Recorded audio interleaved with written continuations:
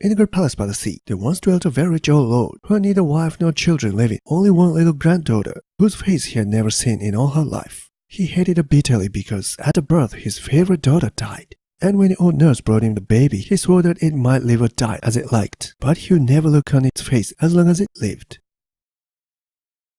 So he turned his back and sat by his window, looking out over the sea, and weeping great tears for his lost daughter, till his white hair and beard grew down over his shoulders and twined round his chair and crept into the chinks of the floor, and his tears, dropping onto the window ledge, bore a channel through the storm, and ran away in a little river to the great sea. Meanwhile, his granddaughter grew up with no one to care for her or clothe her. Only the old nurse, when no one was by, would sometimes give her a dish of scraps from the kitchen or a torn petticoat from the rag bag, while other servants of the palace would drive her from the house with blows and mocking words, calling it Tattercoats, and pointing to her bare feet and shoulders, till she ran away crying to hide among the bushes. So she grew up with little to eat or to wear, spending the days out of doors, her only companion a cribbed gooseherd, who fed his flock of geese on the common. And this gooseherd was a queer, merry little chap, and when she was hungry or cold or tired, he would play to her so gaily on his little pipe that she forgot all her troubles and fell to dancing with his flock of noisy geese for partners. Now, one day people told each other that the king was traveling through the land and was to give a great ball to all the lords and ladies of the country in the town nearby, and that the prince, his only son, was to choose a wife from amongst the maidens in the company. In due time, one of the royal invitations to the ball was brought to the palace by the sea, and the servants carried it up to the old lord, who still sat by his window, wrapped in his long white hair and weeping in the little river that was fed by his tears. But when he heard the king's command, he dried his eyes and made them bring shears to cut him loose, for his hair had bound him a fast prisoner, and he could not move.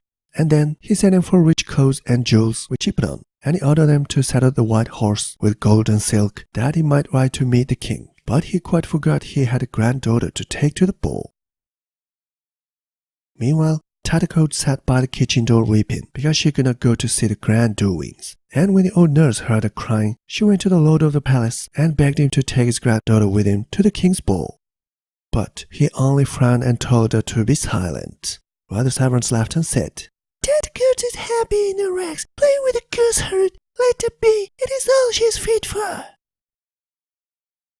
A second and then a third time, the old nurse begged him to let the girl go with him, but she was answered only by black looks and fierce words, till she was driven from the room by the jeering servants with blows and mocking words.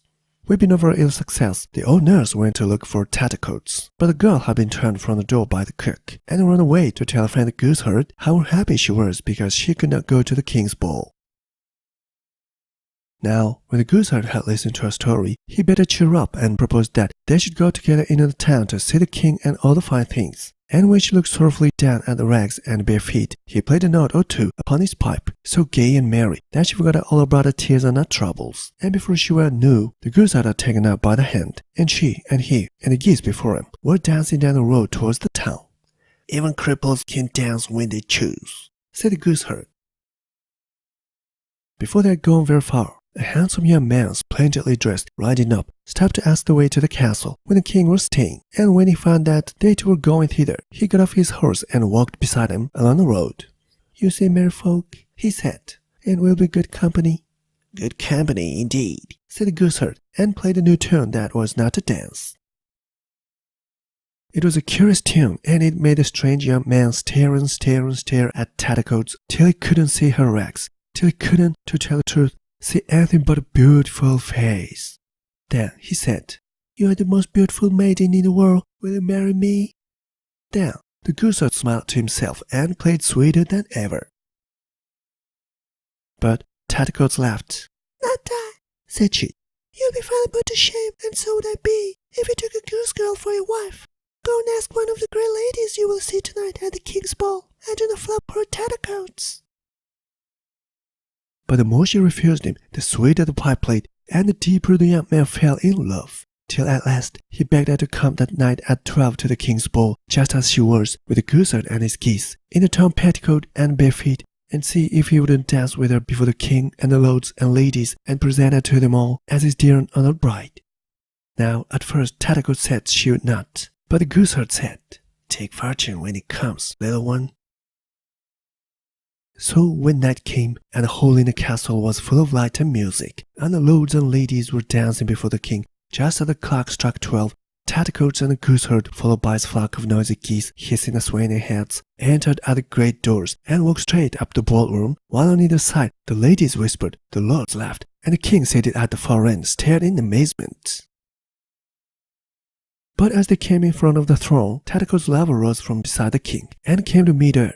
Taking her by the hand, he kissed her thrice before them all, and turned to the king. "Father," he said, for it was the prince himself, "I have made my choice, and here's my bride, the loveliest girl in all the land, and the sweetest as well." Before he had finished speaking, the gooseherd had put his pipe to his lips and played a few notes that sounded like a bird singing far off in the woods. And as he played, Tattercoats' rags were changed to shining robes sewn with glittering jewels. A golden crown lay upon a golden hair, and the flock of geese behind her became a crowd of dainty pages bearing a long train. And as the king rose to greet her as his daughter, the trumpet sounded loudly in honor of the new princess, and the people outside in the street said to each other, "Another prince has chosen for his wife the loveliest girl in all the land." But the gooseherd was never seen again, and no one knew what became of him. While the old lord went home once more to his palace by the sea, for he could not stay at court when he had sworn never to look on his granddaughter's face. So there he still sits by his window, if you could only see him, as you may someday, weeping more bitterly than ever. And his white hair has bound him to the storms, and the river of his tears runs away to the great sea.